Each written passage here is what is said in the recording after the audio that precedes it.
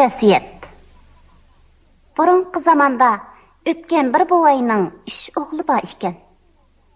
Kunlarning birida buvay o'rin tutib yetib qoldi-da, umrining oxirida balalarga mundaq 3 vasiyat qoldiribdi. Buvay vasiyat qilishdan ilgari 3 balasiga: "Baq chiqib har biringlar ishkidan tayoq sindirib akiringlar. Yo'g'onligi barmoqdek, uzunligi bir g'ulash bo'lsin," debdi. Balalar otasining so'zi bilan ikkidan yog'och sindirib akirib, og'riq yotgan buvayning oldiga yukinib o'ltiribdi. "Balalarim," deb vasiyatini boshlabdi buvay. "Umrimmi bir yagi bordi. Navoda yaxshi kunning yomoni bo'lib, qazo yetib qolgudek bo'lsa, shuning uchun otliq qarzim bilan sizlarga 3 turlik vasiyat topshiraman. Oldi bilan hozir bog'dan ep kirgan tayoqlarni har biringlar birdan sundirsizlar. Qani, sundiringlar." Balalarning har biri birdan tayoqni sundiribdi. Buni ko'rgan buvay: "Xo'sh, endi qolgan 3 tayoqni birlashtirib, biringlar sundirib yiqinglar," debdi. 3 baladan hech qaysi 3 tayoqni birlashtirib sundiramabdi. Buvay oxiri: "Endi 3'inglar bir bo'p sundiringlar," debdikan. Balalar 3 birlashib, yiliq tayoqlarni sundirib yetibdi. Buni ko'rgan buvay: "Ha, buning xislatini tushundinglarmi? Bu bo'p birlashib kuch chiqarganning natijasi. Demak, mening birinchi vasiyatim shuki, mendan keyin qolsanglar, bir-biringlar bilan inoq o'tinglar. Bo'p yashanglar. Ana shu vaqtda sizlar hech qanday mushkullikdan qo'rqmaysizlar. Umringlar yaxshi o'tadi. Endi ikkinchi vasiyatim shuki, nonni tamsiz yemanglar. Hasal bilan qo'shib tatliq qilib yenglar. Uchinchi vasiyatimni sizlarga aytmayman. Avval sizlar o'sha 2 vasiyatimga amal qilib ko'ringlar. Lekin buning natijasini ko'rolmasanglar, 3-chi vasiyatimni onanglardan so'ranglar. Men bu vasiyatimni onanglarga topshirib qo'ydim. Qachonki beshinglarga kun tushgudek bo'lsa, 3-chi vasiyatim sizlarning beshinglarni o'nglaydi." Buvay bu vasiyatlarni deb uzun o'tmay dunyodan ko'z yumibdi. Otadan ayrilgan 3 bola onaning vasiyati bo'yicha bir-biri bilan inoq bo'p yashapti. Biroq bular bir ishning peshini tutgan bolalar emas ekan. Shuning uchunmi bir ish ovqatning tayini yo'q.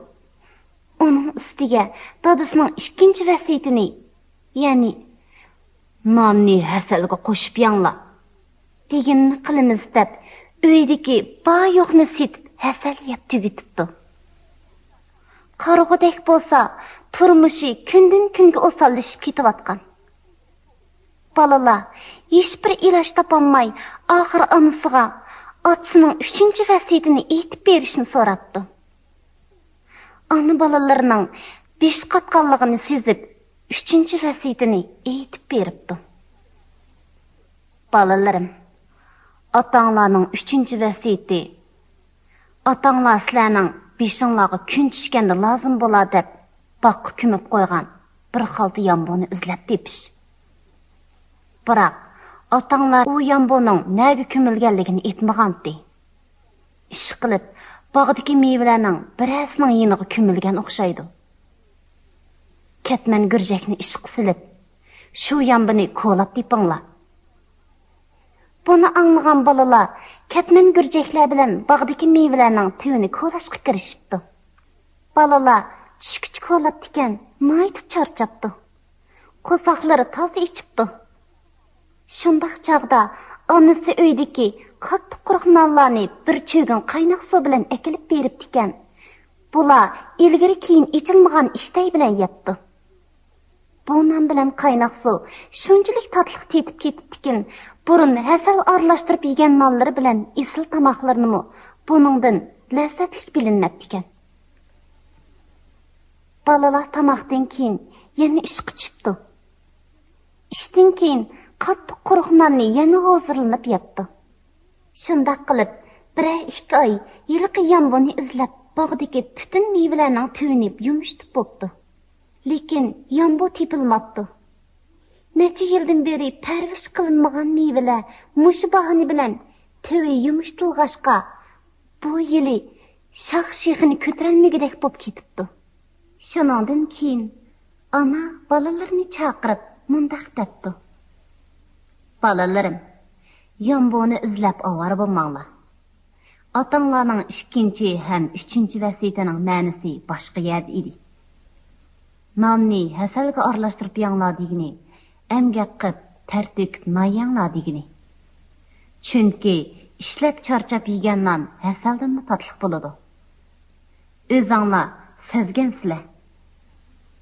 Sizlar bog'da ishlab charchagandan keyin men ep chiqib bergan qattiq quruq nonni hasal aralashtirib yegandan hozirlanib edinglar-ku.